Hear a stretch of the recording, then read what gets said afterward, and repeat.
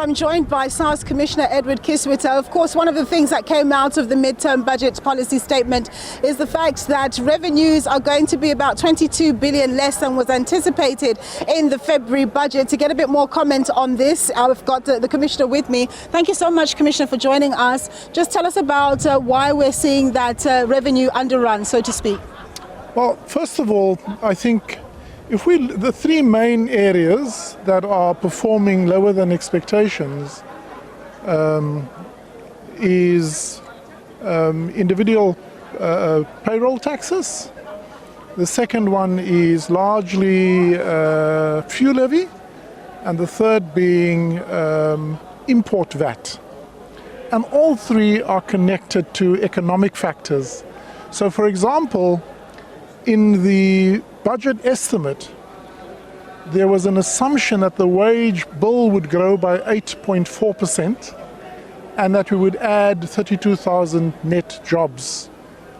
Whereas actually, wage bill has only grown by 5.4%, and the jobs are lagging. We also see a higher level of retrenchments and job losses.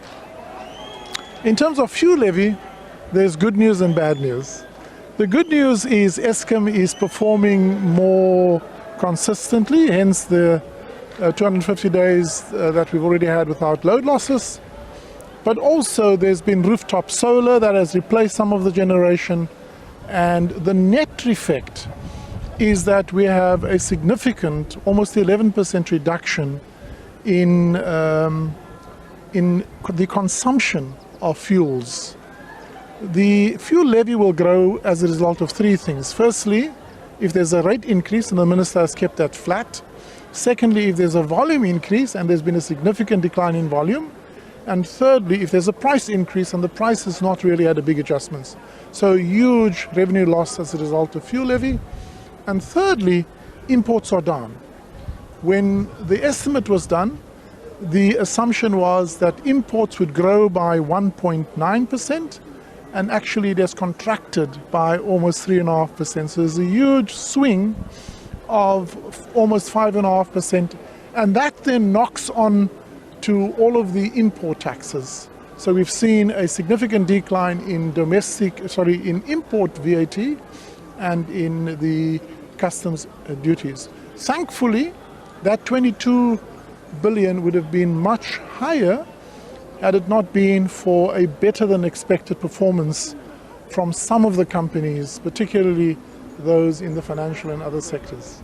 Commissioner, I know the Finance Minister touched on the impact of the two parts on the revenue. What are you seeing, what are you expecting for the end of 2024? So I can report that as of this morning, we've already had just over 1.6 million applications to whom we've issued a directive, and we're very proud that we're able to issue a directive in an hour, because all of the thing has been put on online and with our software behind it. So it's been able to give a really, really good turnaround time.